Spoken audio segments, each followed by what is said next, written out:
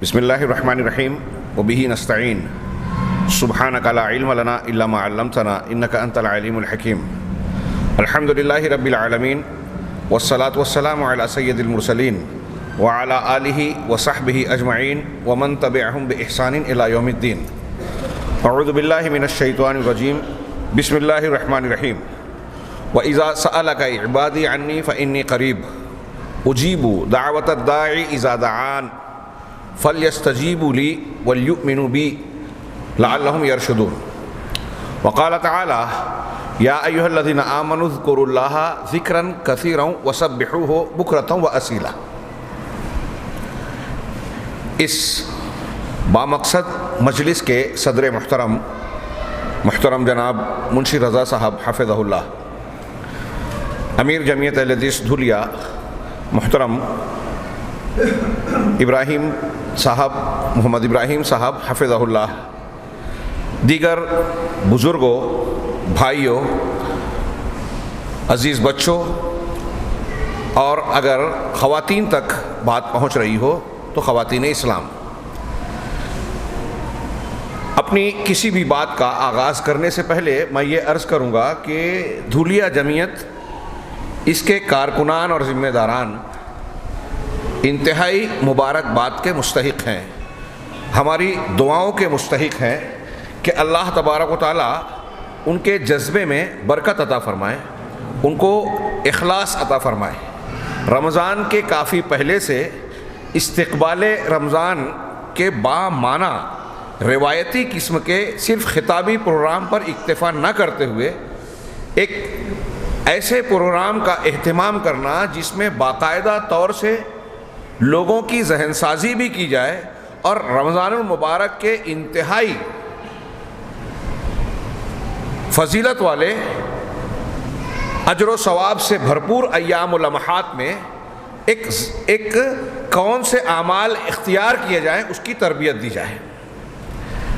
میں یہ سمجھتا ہوں کہ ایسے پروگراموں کی ہمارے یہاں جو بڑے بڑے خطابات، تقریری پروگرام، کانفرنس اور نہ جانے کیا کیا ہوتے ہیں، ان کے مقابلے میں اس قسم کے پروگرام اور خاص طور سے ایسے عمل جس میں درس و تدریس، تربیت، بچوں کو دین سے، عقیدہ صحیحہ سے، صحیح منہج سے جوڑنے کی کوشش ہو، یہ لاکھوں گنا زیادہ اہمیت کے حامل ہیں اور آج کے زمانے میں موجودہ ماحول میں اس کی انتہائی شدید ضرورت ہے۔ جب ہمارے یہاں بچوں کے ایسے مشاغل ہیں جو شبہات اور شہوات کے فتنوں کی طرف لے جاتے ہیں، شبہات کے فتنے میں آدمی پڑتا ہے تو عقیدہ خراب ہو جاتا ہے، شہوات کے فتنے میں پڑتا ہے تو اخلاق، کردار اور عمل بگڑ جاتا ہے، آدمی مسجد سے، دین سے دور ہوتا ہے اور اللہ کے حقوق، رسول کے حقوق، بندوں کے حقوق، جس میں والدین، رشتہ دار اور دوسرے تمام حقوق ہیں، ان سے بتدریج بیگانہ ہوتا چلا جاتا ہے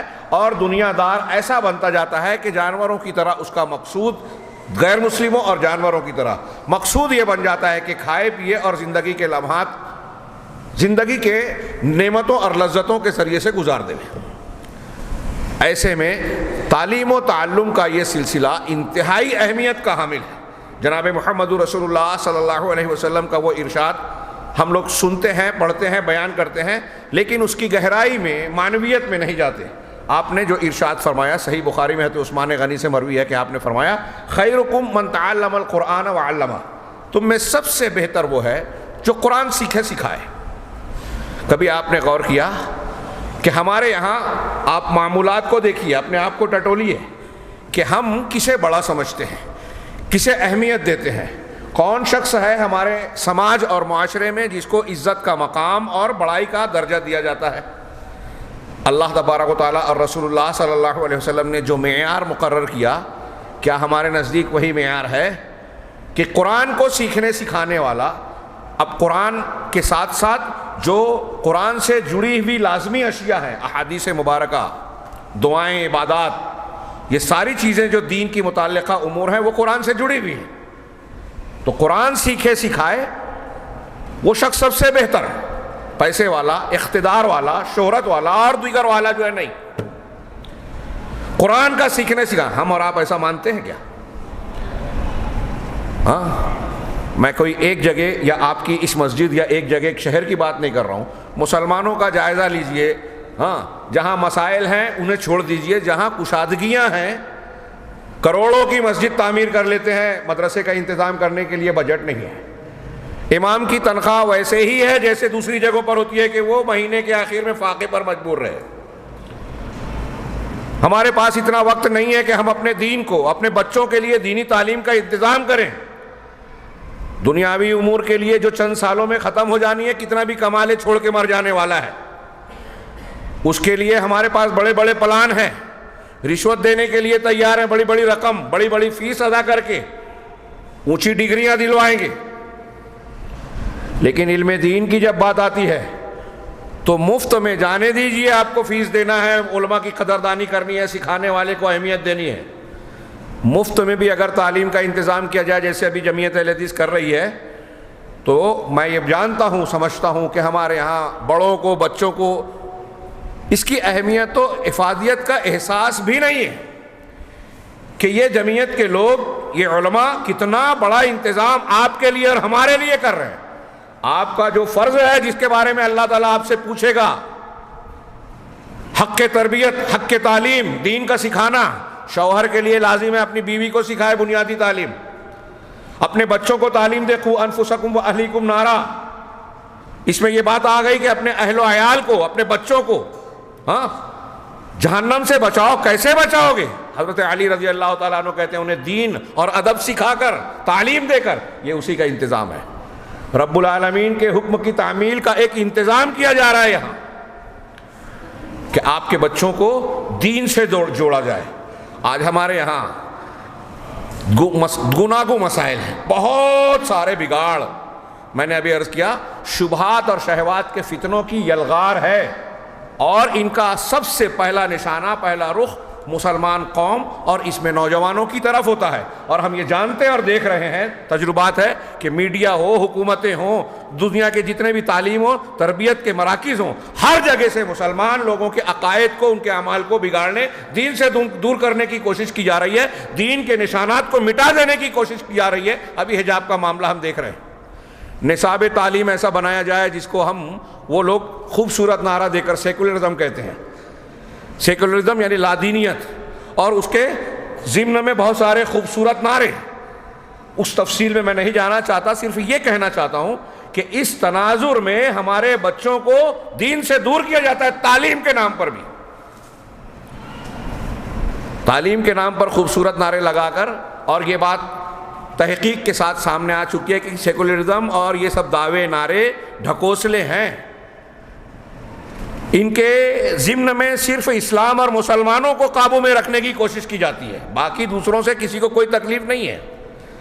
ایک برقع لوگوں کو برداشت نہیں ہے، یہاں تو یہاں ہندوستان میں عالمی سطح پہ جو آزادی کی بات کرتے ہیں، مسجد کے میناروں پر اعتراض ہے، اذان کی آواز پر اعتراض ہے، اسکارف پر اعتراض ہے، ان کے یہاں عجیب و غریب تضاد پایا جاتا ہے۔ خیر، میں عرض کرنا چاہتا ہوں کہ ایسے زہریلے ماحول میں جہاں انسان کی انسانیت کو اسلام سے دور کرنے کا مطلب ہے انسانیت کو سے دور کرنا، اصلی دین اصلی انسانیت سکھاتا ہے، ایسے جہاں کوشش ہو رہی ہے وہاں ہمیں اپنے بچوں کے مستقبل کی، ان کے دین کی کتنی کوشش کرنی چاہیے، اس دین کی، اس دینی علم کی کتنی اہمیت ہے۔ میں پھر سے دہراؤں کہ آج ہمارے یہاں علم دین کی اہمیت افادیت پر مسجدوں میں، مدرسوں میں تقریر ہوتی ہے، مانتا کوئی نہیں ہے، بلکہ میں تو بہت جرات کے ساتھ یہ بھی کہوں کہ جو ادارے چلانے والے، تقریر کرنے والے ہیں، پریکٹیکل لائف میں یعنی عملی زندگی میں وہ بھی نہیں مانتے، ان کے یہاں بھی ترجیحات دنیا اور دنیاوی امور کو حاصل ہو جاتی ہے۔ یہ اتنا دنیا داری اور دوسرے مذاہب کا مادہ پرستی کا اثر غالب آ چکا ہے۔ ورنہ آپ دیکھیں، ہماری تاریخ دیکھیں، قرآن کے واقعات دیکھیں، قرآن کے بیانات دیکھیں، انما یخشی اللہ من عبادہ العلماء، اللہ سے اس کے عالم بندے ہی ڈرتے ہیں۔ جتنا آپ کا علم بڑھے گا اتنے عالم بنتے جائیں گے، اور اتنا اللہ کا خوف آپ کے دل میں آئے گا۔ اگر ایک آدمی ڈگری ہولڈر ہے، اللہ کا ڈر نہیں ہے، تو اس کا مطلب وہ عالم نہیں ہے قرآن کے معیار پر۔ بلکہ میں تو کہتا ہوں آپ جتنے علم والے، دین کا جتنا علم ہوگا اتنے مسلمان ہوں گے۔ اسی لیے پہلی وحی میں کہا گیا اقرأ بسم ربک الذی خلق، جتنا آپ کو معلوم ہوتا گیا اتنا آپ مانتے گئے، اتنے اسلام میں آپ آگے بڑھتے گئے. فرائض، حقوق، واجبات، منہیات، ممنوعات، ساری چیزیں آ گئی اس میں. کتنی اہمیت ہے اس کی. جناب محمد رسول اللہ صلی اللہ علیہ وسلم سے بڑھ کر کوئی عالم ہو سکتا ہے؟ آپ امی تھے لیکن آپ کو قرآن دیا گیا، قرآن کا علم دیا گیا، پھر اولین و آخرین کا علم دیا گیا، لیکن آپ کو دعا سکھائی گئی وقل رب زدنی علما. سوچئے تھوڑی دیر کے لیے، ہمارے یہاں تھوڑا موڑا 2 کتاب پڑھ لیتے ہیں، اور آج کل موبائل کا نیٹ کا زمانہ ہے، لوگ گوگل پہ سرچ کر کے کوئی روایت 2-4 روایت دیکھ لیتے ہیں، کچھ باتوں میں، کچھ مسئلے میں بعض تحقیق پڑھ لیتے ہیں، 2-4 فتوے سن لیا، دیکھ لیا، اپنے آپ کو علامہ سمجھنے لگتے ہیں، اور کسی کی کچھ سننے کے لیے تیار ہی نہیں ہے. اور پھر اتنا ہی نہیں، یہ گھمنڈ تکبر کہ ہم کو اتنی معلومات ہے کہ علماء کے دروس میں شریک ہونے کی ضرورت نہیں، اہل علم سے استفادے کی ضرورت نہیں، کتابوں کے مطالعے کی ضرورت نہیں. مسجد میں دینی دروس میں بیٹھنا بہت بھاری پڑے گا، لیکن گھنٹوں کرکٹ دیکھ سکتے ہیں، شوق کی مجلسوں میں شریک ہو سکتے ہیں، اور نہ جانے کیا کیا دنیا داری کے کام. ہمارے ہاں آج دیکھیے نوجوان ہی نہیں بلکہ بڑی عمر کے لوگوں کو میں دیکھتا ہوں کہ موبائل میں گھنٹوں لگے رہتے ہیں، اور ایسا بھی نہیں کہ کوئی قرآن و حدیث اور تفسیر و حدیث کی شرح کا مطالعہ کر رہے ہیں، کوئی گیم کھیل رہا ہے، کوئی کچھ اور کر رہا ہے. لیکن وہی وقت اگر آپ یہ کہیں کہ مسجد میں آئیں، قرآن سیکھیں، حدیث سیکھیں، دین سیکھیں، تو فرصت ہی نہیں ہے. جمعہ کا خطبہ تھوڑا سا لمبا ہو گیا تو مولوی صاحب جو ہے زد میں آ جائیں گے. یہ ہمارا شوق ہے. اللہ کے رسول صلی اللہ علیہ وسلم دعا کر رہے ہیں، آپ کو سکھائے گئے وقل رب زدنی علما، اے میرے پروردگار میرے علم میں زیادتی کر. ہاں، اللہ کے رسول صلی اللہ علیہ وسلم کی ایک نہیں متعدد دعائیں ملے گی. اللہم انی اسألک علما نافعا، اے اللہ میں تجھ سے نفع بخش علم مانگتا ہوں. کون سا علم تھا؟ رسول کا علم. جس کو رسول مانگ رہے ہیں، جس کی وجہ سے رسول کا درجہ ہے، اس علم کی وجہ سے رسولوں کو جو علم دیا گیا وہ سب سے معزز، اسی علم کی بنیاد پر رسالت کا درجہ ہے. اب اس کے وارثین علماء دین کا کیا درجہ ہوگا؟ سیدنا ابراہیم علیہ السلام کے پاس یہی علم تھا. اپنے والد کو جو نصیحتیں کی سورہ مریم میں ان کی تقریر پڑھیے، کیا شاندار ہے، آپ ہمیشہ سنتے رہتے ہیں. اس کے درمیان کا جملہ ہے، حضرت ابراہیم علیہ السلام کہتے ہیں یا ابتی انہو قد جاءنی من العلم ما لم یأتک فاتبعنی اہدک صراطا سویا. ابا جان میرے پاس العلم آ چکا، علم آیا جو آپ کے پاس نہیں ہے، لہذا میری اتباع کیجئے، میں آپ کو سیدھا راستہ بتاؤں گا. اس سے یہ بھی پتہ چلا کہ اگر بیٹا علم والا ہے تو باپ کو اس کی پیروی کرنی ہوگی. ابھی روایت آپ نے سنی اذا جاء نصر اللہ والفتح کے تناظر میں، سیدنا ابن عباس رضی اللہ تعالیٰ عنہ اکابر صحابہ کی مجلس میں عمر فاروق ان کو اس لیے بٹھاتے تھے کہ وہ صاحب علم قرآن کو جاننے والے تھے، ترجمان قرآن. اللہم فقہہ فی الدین وعلمہ الکتاب، اللہ کے رسول نے دعا دی تھی، اس کی برکت تھی. تو اللہ کے رسول صلی اللہ علیہ وسلم کی اس دعا کی برکت سے انہیں قرآن کا علم حاصل تھا، اس لیے وہ اس لائق تھے. بچے ہونے کے باوجود بزرگوں کی مجلس میں بٹھائے جاتے تھے. بچوں یہ علم کی شان ہے. ہاں، حضرت عمرو بن سلمہ 6 سال 7 سال کی عمر کے تھے، بخاری میں ہے، قبیلہ مسلمان ہوا، قرآن ان کو یاد تھا، امام بنا دیے گئے. تو دین کا علم امام بناتا ہے، قائد بناتا ہے، پیشوا بناتا ہے. لوگ اس کی اہمیت مانے نہ مانے، یہ کوئی چھوٹی بات نہیں ہے. تو حضرت ابراہیم کا یہ علم، اور یہ بھی پتہ چلتا ہے کہ اطاعت اور اتباع کسی کی کرنی ہے تو علم کی بنیاد پر، علم کی بنیاد پر، دلیل کی بنیاد پر. اندھے ہو کر کہ فلاں ہوا میں اڑتے تھے، فلاں کی ایسی کرامت ہے، فلاں ایسے بزرگ ہیں، ان کی تو ایسی چیزیں مشہور ہیں، کسی کے پیچھے آنکھ بند کر کے بھاگنا نہیں ہے، بلکہ علم کی بنیاد پر. حضرت ابراہیم علیہ السلام، آپ قرآن میں واقعہ پڑھتے ہیں، حدیثوں میں تفصیل ہے. حضرت موسیٰ علیہ السلام کون ہیں؟ جلیل القدر پیغمبر. انبیاء کرام میں اور رسولوں میں جو درجات عقیدے کی کتابوں میں آپ کو ملیں گے، ہاں، کہ انبیاء سے اونچا درجہ رسولوں کا، رسولوں میں اولو العزم رسولوں کا، اولو العزم رسولوں میں خلیلین ابراہیم علیہ السلام اور رسول اللہ صلی اللہ علیہ وسلم کا سب سے اونچا درجہ ہے، اور پھر نبی کریم صلی اللہ علیہ وسلم خاتم النبیین کی حیثیت سے سب سے اعلیٰ درجے کی اللہ نے جو مقام دیا، نبی صلی اللہ علیہ وسلم، پھر اس کے بعد حضرت ابراہیم، اور تیسرے نمبر پر حضرت موسیٰ علیہ السلام. میں نے پہلے 2 خلیل کی بات بتائی، ایک دعا مانگ رہے رب زدنی علما، ابراہیم علیہ السلام کی دعاؤں میں بھی ملے گا. حضرت موسیٰ علیہ الصلوۃ والسلام کا لمبا واقعہ سورہ کہف میں اس کا ذکر ہے، حدیث میں، بخاری کی حدیث میں موجود ہے، لمبا واقعہ ملے گا صحیح بخاری اور مسلم میں۔ اللہ تعالیٰ نے جب بتایا کہ میرا ایک بندہ ایسا بھی ہے جو ایسا علم رکھتا ہے جو آپ کے پاس نہیں ہے، تو یوشع بن نون کو اپنے ساتھی بنا کر ساتھ لیا، سفر کیا کہ میں ان سے یعنی حضرت خضر علیہ السلام سے ملوں گا اور ان سے سیکھوں گا علم۔ ان کے پاس آئے، اجازت مانگی کہ حل کیا ہے آیت، مما علمت رشدا، حل تعلمنی مما علمت رشدا، ہاں کیا میں آپ کی رفاقت چاہتا ہوں، ساتھ چاہتا ہوں کہ کیا آپ مجھے جو آپ کو ہدایت کا علم دیا گیا مجھے سکھائیں گے؟ موسیٰ علیہ السلام داخلہ لینے گئے حضرت خضر کے مدرسے میں، سمجھانے کے لیے، ایک آسان دماغ میں بٹھانے کے لیے کہہ رہا ہوں۔ کون ہے؟ پیغمبر ہیں، علم حاصل کرنے کے لیے سفر کر رہے ہیں، ہمارے پاس کچھ بھی علم نہیں ہے، 2 کتاب بھی ٹھیک سے پڑھی نہیں ہے، اور یہ گھمنڈ ہے بہت بڑے جانکار ہیں، مولوی صاحب کے باتوں میں کیڑا نکال لیتے ہیں، میں عالم نہیں ہوں لیکن میں یہ جانتا ہوں، ہاں اپنے آپ کو چھوٹا بتا کے بڑا بتاتے ہیں۔ تو یہ علم انتہائی اہمیت کی حامل چیز ہے۔ ہم نے اسلاف میں دیکھا، اللہ کے نبی جناب محمد رسول اللہ علیہ وسلم کی روایات، کچھ اور باتیں بھی عرض کرنی ہے، وقت زیادہ نہیں ہے، نے علم حاصل کرنے کی بڑی ترغیب دی۔ قرآن نے کہا علم والا اور بے علم جو ہے برابر نہیں ہو سکتے، سمپل سی بات ہے، لاجک دیکھیے، ایک عالم ہے ایک جاہل ہے، دونوں میں کون بڑا ہوگا؟ قرآن خود هل يستوي الذين يعلمون والذين لا يعلمون يرفع الله الذين آمنوا والذين اوتوا العلم درجات، جو ایمان والے ہیں اور جن کو علم دیا گیا اللہ ان کے درجات کو بلند کرتا ہے۔ اس کا نتیجہ یہ تھا کہ صحابہ اور اس کے بعد ہمارے اسلاف علم کی قدر اتنی کرتے تھے، آپ بخاری شریف اور دوسری حدیث کی کتابیں سلف کے واقعات پر مشتمل صحیح روایات دیکھیے، ایسا لگتا ہے کہ ان کے اور ہمارے درمیان کوئی مناسبت نہیں ہے، دنیا کے دوسرے معاملات کے ساتھ ساتھ علم کے معاملے میں بھی۔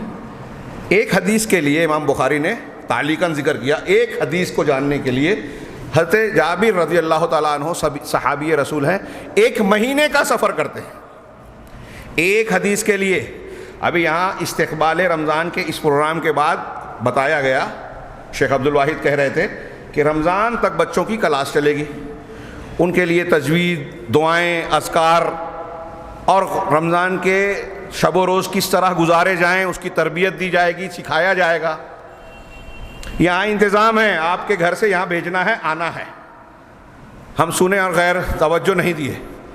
دیکھ رہے ہیں کہ موسیٰ علیہ السلام اپنے شہر کو چھوڑ کے سفر کر رہے ہیں، حضرت جابر ایک حدیث کے لیے 1 مہینے کا سفر کر رہے ہیں، اور ایسا ایک واقعہ نہیں ہے۔ ہاں نمازج بن صبری العلماء اور اس طرح کی جو کتابیں ہیں، العلم والعلماء، پڑھیے، دماغ چکرا جائے گا کہ ہمارے اسلاف علم کی کیسی قدر کرتے تھے، زندگیاں کھپا دی۔ امام بخاری، امام مسلم، محدثین گھر سے نکلتے تھے بچپن میں، جوانی میں لوٹے بہت سارے، کوئی 7 سال، کوئی 8 سال، کوئی 10 سال سفر کرنے کے بعد آج کی طرح موبائل، سفر کے اسباب اور بہت ساری سہولیات نہیں تھی۔ محدثین کے پاس، مشائخ کے پاس گھوم گھوم کر، وہاں قیام کر کے، کہیں کبھی ضرورت پڑی تو فاقہ بھی کیا، پریشانیاں اٹھائیں غریب الدیاری کے ساتھ۔ واقعات ایسے ہیں، کبھی کبھی ایسا ہوا طالبان علوم دینیہ کے لیے 3-3 4-4 دن تک کوئی کھانے کا سامان ملا ہی نہیں۔ حضرت عبدالرحمن ابن جوزی سوکھی روٹی جیلا کے پانی میں بھگو کر کھاتے تھے۔ امام مسلم نے ایک مرتبہ مچھلی خریدی، پکانے کا موقع نہیں ملا، بدبو آئی کہ خراب ہو جائے گی، سڑ جائے گی، تو اس کو دھو دھا کے بغیر پکائے کچی کھا لیا، کبھی پکاؤں گا بہت وقت جائے گا، اتنی دیر میں کتنی حدیثیں لکھ لوں گا، یاد کر لوں گا۔ بات تھوڑی طویل ہو گئی علم کے باب میں۔ میں اس تناظر میں مبارکباد دینا چاہتا ہوں جمعیت اہل حدیث دھولیا کو کہ ایسے انتہائی اہم اور ضروری پروگرام کا انعقاد کیا، اور مشورہ دینا چاہتا ہوں کہ یہ سلسلہ قائم رکھا جائے۔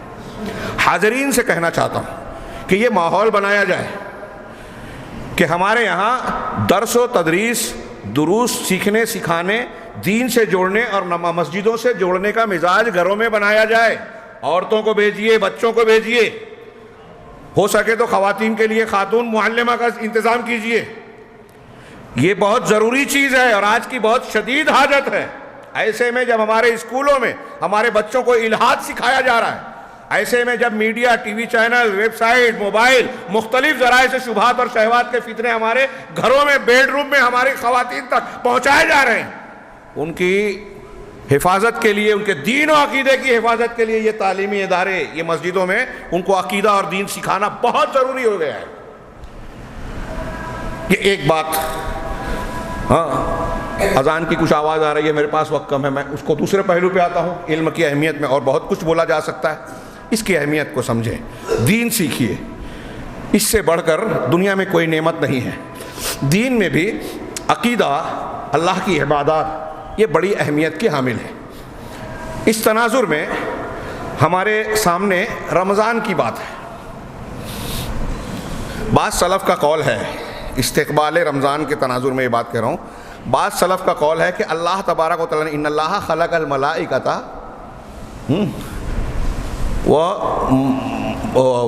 عقولا بلا شہوت، اللہ نے فرشتوں کو پیدا کیا، انہیں عقل دی، شہوت جسمانی انسانی ضروریات نہیں دی۔ اور اسی طریقے سے ان اللہ خلق البہائم، بہائم چوپائوں اور جانوروں کو پیدا کیا، شہوتاً غیر عقول او کما ورد، کہ ان کے اندر شہوت، پیٹ کی اور جنسی خواہش تو دی، لیکن ان کے ہاں عقل نہیں ہے۔ لیکن اللہ تعالیٰ نے انسانوں کو پیدا کیا، انسانوں کو پیدا کیا، ہم کو اور آپ کو، اور ہماری ترکیب میں عقل و شعور بھی ہے اور جسمانی ضروریات بھی ہیں، شہوتیں بھی ہیں۔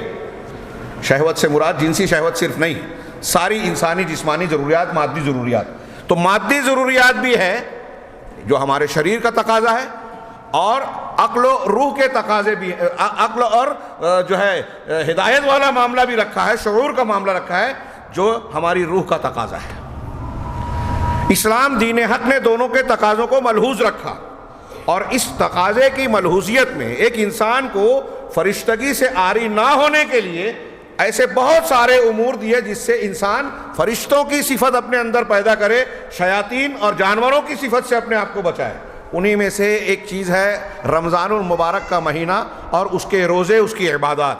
اللہ تبارک و تعالیٰ نے امت محمدیہ کو جہاں بہت سارے فضائل اور بہت ساری خصوصیات عطا فرمائی ہے، جناب محمد رسول اللہ صلی اللہ علیہ وسلم اور آپ کے ذریعے سے آپ کی امت کو جو خصوصیات دی، ان میں سے ایک خصوصیت رمضان المبارک کی بھی ہے۔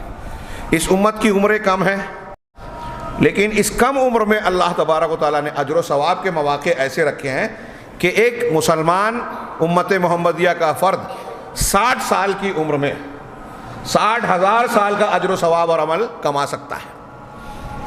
صرف رمضان میں ایک لیلۃ القدر ہے جس کی ایک رات کی عبادت مقبول ہو گئی تو وہ 1000 مہینے سے بہتر ہے۔ لیلۃ القدر خیر من الف شہر، ہم جانتے ہیں۔ اس کے آغاز ہی میں جنت کے دروازے کھول دیے جاتے ہیں، جہنم کے بند کر دیے جاتے ہیں۔ ہم پڑھتے ہیں نا، شیاطین کو مقید کر دیا جاتا ہے۔ اس کی اور بھی فضیلتیں آپ سنتے رہیں گے، اس کا موقع اور تفصیل کی گنجائش نہیں ہے۔ حضرت جبرائیل علیہ السلام نے دعا فرمائی کہ ایک آدمی رمضان کا مہینہ پاتا ہے اور اپنی بخشش نہیں کروا لیتا، اس کے لیے وہ اللہ کی رحمت سے دور ہو۔ اللہ کے رسول نے آمین کہا، فرشتوں کے سردار نے بد دعا دی، اور رسولوں کے سردار نے، فرشتوں کے سردار نے بد دعا دی، رسولوں کے سردار نے آمین کہی۔ کتنا بدقسمت ہے وہ آدمی جو رمضان پائے اور یوں ہی گزار دے۔ خوش قسمت ہے وہ جو اس مہینے کی قدر و قیمت کو جانے اور اس کے فضائل، اجر و ثواب کے ذریعے سے اپنا دامن بھر لے وے، اپنے آپ کو اس کا حقدار رب العالمین کی بارگاہ میں بنا لے وے۔ اس تناظر میں یہ مجلس منعقد کی گئی ہے۔ اب رمضان کے ماہ میں جو معمولات، یہ جو 1-1.5 مہینہ پہلے، جیسا کہ میں نے شروع میں کہا، ہو سکتا ہے کچھ لوگوں کو تعجب، اتنی پہلے سے کیسی بات ہو رہی ہے۔ شیخ فوزان نے کہیں ایک قول نقل کیا کہ بعض سلف یہ کہتے ہیں کہ ایک رمضان اگر ہمیں ملتا تو رمضان میں خوب محنت کرنے کے بعد ہم 6 مہینے تک یہ دعا کرتے تھے کہ اللہ جو رمضان گیا ہے اس کی عبادتیں، دعائیں قبول کر لے، ضائع ہونے سے بچا لے، اور اگلے 6 مہینے میں یہ دعا کرتے تھے کہ اگلا رمضان ہمیں دے دے۔ 6 مہینے سے وہ دعا کرتے تھے اور تیاریاں کرتے تھے، اس لیے کوئی تعجب کی بات نہیں ہے۔ رمضان المبارک میں عبادت و ریاضت کا موسم بہار ہے، جیسا کہ میں نے کہا کہ ماحول بنا کے دے دیا جاتا ہے کہ اپنی بخشش کرا لو۔ اب اس میں قرآن سے جڑنے کا مہینہ ہے، لعلکم تتقون، تاکہ تم متقی بن جاؤ۔ ہاں، متقی کیسے بنے گا آدمی؟ قرآن و حدیث کو پڑھ کر مان کر عقیدے کو درست کرے، عمل کو درست کرے۔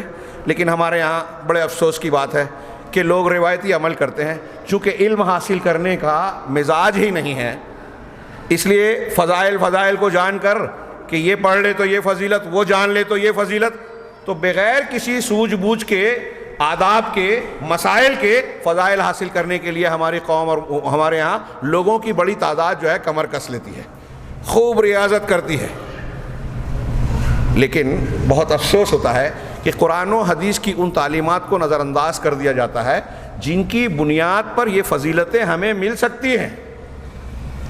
آپ قرآن پڑھتے ہیں، خارجی بھی پڑھتے تھے، اللہ کے رسول صلی اللہ علیہ وسلم کی لمبی حدیث بار بار ذکر آتا ہے آج کل کہ وہ قرآن پڑھیں گے، تم اپنی قرآن کو، اپنی تلاوت کو ان سے کم تر سکو گے۔ نماز روزے کے بارے میں بھی کہا، قرآن بہت پڑھنے کے باوجود، نماز بہت پڑھنے کے باوجود اللہ کے رسول نے کہا وہ دین سے اس طرح نکل جائیں گے جیسے تیر شکار کو چھید کر پار کر کے نکل جاتا ہے، اندر آئے لیکن نکل گئے۔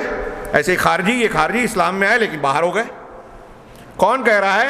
جناب محمد رسول اللہ صلی اللہ علیہ وسلم۔ سوچئے تھوڑی دیر کے لیے، اگر ایک آدمی رسول اللہ صلی اللہ علیہ وسلم کے قول و فرمان کو اس کا مقام اور حیثیت دے تو اس پر وہ چونک جائے گا کہ کہیں ایسا تو نہیں کہ ہم بھی عبادتیں کریں، تلاوتیں کریں اور اللہ تبارک و تعالیٰ کے یہاں اس کی کوئی حیثیت ہی نہ ہو۔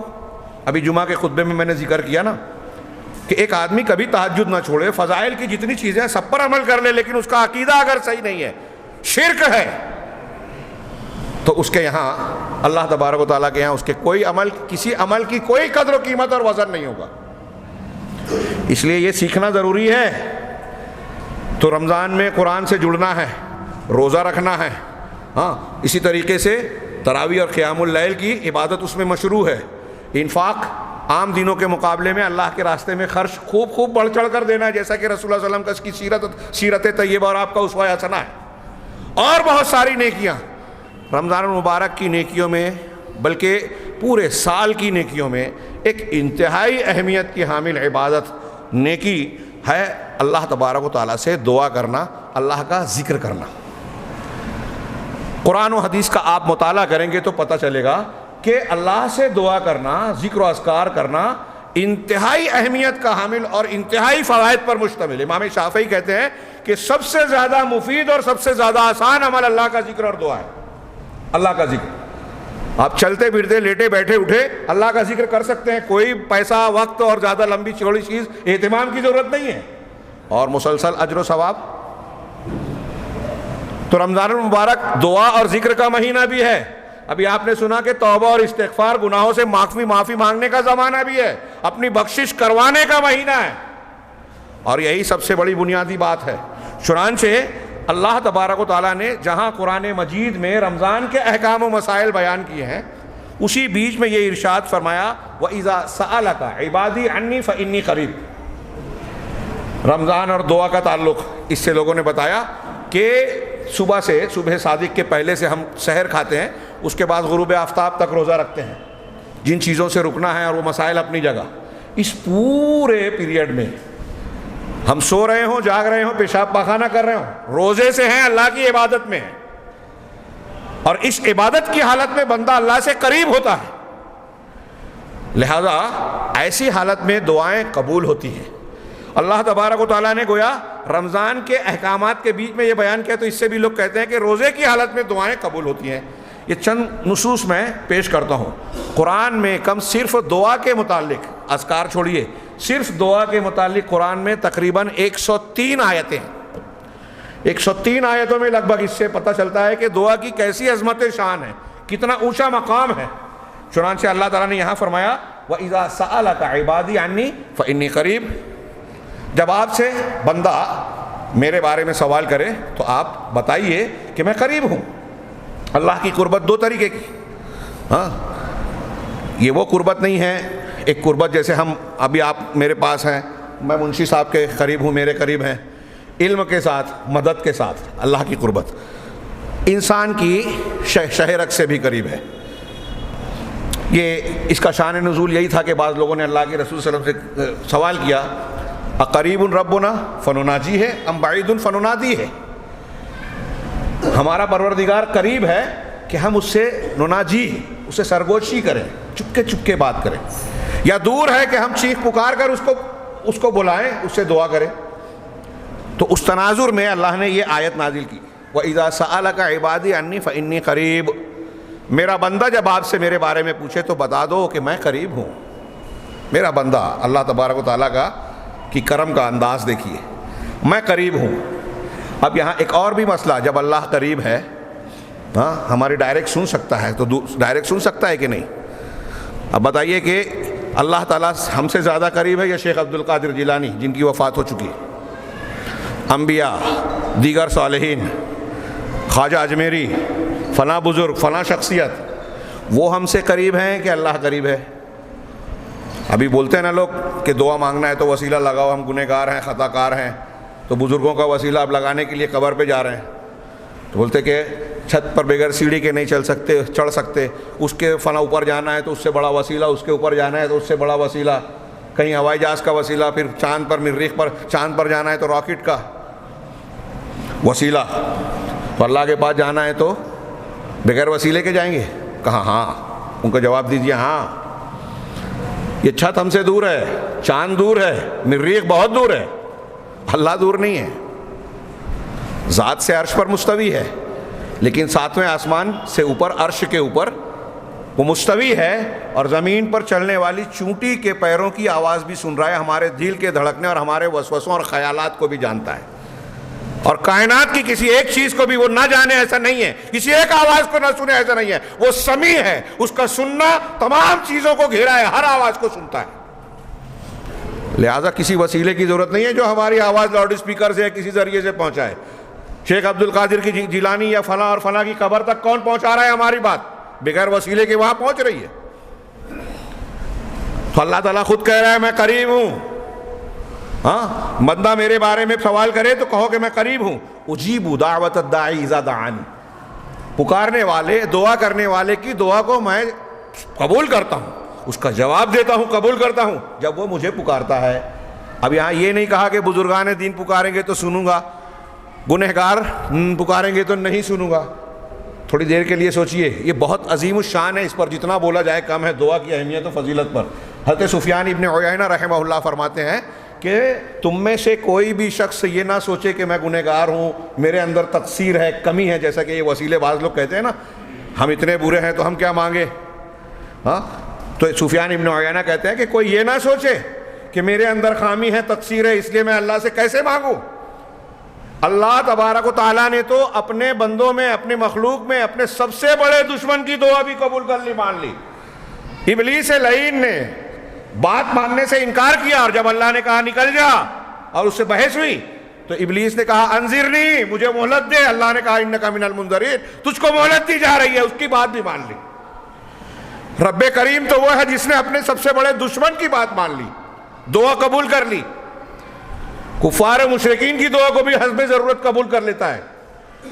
کشتیوں میں سوار ہوئے جب آزمائش کے طور پر، عام حالات میں ایمان شرط ہے دعا کے قبول ہونے کے لیے، لیکن اللہ تبارک و تعالیٰ کی حکمت کاملہ، مصلحتیں بندوں کو چھوٹ دیتی ہے، موقع دیتی ہے امتحان کی بنیاد پر، تو ان کی بھی دعائیں کبھی کبھی قبول ہوتی ہے۔ تو سفیان ابن عیینہ نے کہا اللہ کہہ رہا ہے میں جواب دیتا ہوں۔ دوسری جگہ ہے اللہ نے فرمایا ادعونی استجب لکم، مجھ سے مانگو میں دوں گا۔ شاہ اسماعیل نے کیا پیاری بات کہی، ایک مثال دی اور کہا کہ سوچو ایک بادشاہ آپ کو بلائے، آج وزیر اعظم، صدر جمہوریہ کہہ لو، بادشاہ آپ کو بلائے دربار میں اور کہے کہ کیا چاہیے مجھ کو بولو۔ بادشاہ آپ سے خود کہہ رہا ہے، کوئی دوسرا نہیں، وہ خود کہہ رہا ہے کہ آپ کو کیا چاہیے بتائیے۔ آپ اس کے جواب میں یہ کہتے ہیں ارے نہیں، آپ بادشاہ ہیں، میں تو عام آدمی ہوں، میں آپ سے کیسے مانگوں، میں آپ کے وزیر کو بولوں گا، اس کو اپلیکیشن دے دوں گا، اس سے بات کروں گا، اس کو اپنی حاجت بتاؤں گا، وہ میری حاجت آپ تک پہنچائے گا۔ تو بتائیے کہ بادشاہ اس کے جواب میں کیا بولے گا؟ وہ عزت دے رہا ہے کہ بے عزتی کر رہا ہے؟ میں خود کہہ رہا ہوں کہ مجھ کو بتا، تو بول رہا ہے وزیر کو بولوں گا۔ اللہ کہہ رہا ہے مجھ سے مانگو، یہ کہہ رہے ہیں نہیں وسیلہ لگاؤ۔ تو اللہ کی شان میں گستاخی ہوئی کہ نہیں ہوئی؟ اللہ کہہ رہا ہے کہ میں پکارنے والے کی پکار کو سنتا ہوں. فَلْيَسْتَجِيبُ، جب وہ پکارتا ہے فَلْيَسْتَجِيبُوا لِي، لہذا میری بات کو مانیں. دعا کے قبول ہونے کی ایک شرط اللہ کے دین کو ماننا. وَلْيُؤْمِنُوا بِهِ، اور مجھ پر ایمان لائیں. لَعَلَّهُمْ يَرْشُدُونَ، تاکہ وہ رشد و ہدایت پا جائیں، صحیح راستہ اختیار کر لیں. اسی طرح ایک آیت میں کہا اَمَّن يُجِيبُ الْمُضْطَرَّ إِذَا دَعَاهُ وَيَكْشِفُ السُّوءَ، کون ہے؟ کیا وہ شخص، وہ ذات جو مجبور انسان جب پکارتا ہے، استغاثہ کرتا ہے، تو اس کو جواب دیتا ہے اور اس کی تکلیف کو دور کرتا ہے. ہاں، وَيَكْشِفُ السُّوءَ، اس کی تکلیف کو دور کرتا ہے. وَيَجْعَلُكُمْ خُلَفَاءَ الْأَرْضِ، ہاں، اور تم کو زمین میں خلیفہ بناتا ہے. اس کے بعد اللہ نے سوال کیا اَإِلَٰهٌ مَّعَ اللَّهِ، کیا اللہ کے سوا کوئی اور قابل عبادت ہے؟ ارے اللہ کی شان وہ ہے کہ وہ مجبور کی پکار کو سنتا ہے. میں یہ رہ گئی بات اس میں، اس تمہیدی تفصیل میں، کہ دعا کی تعریف کیا ہے.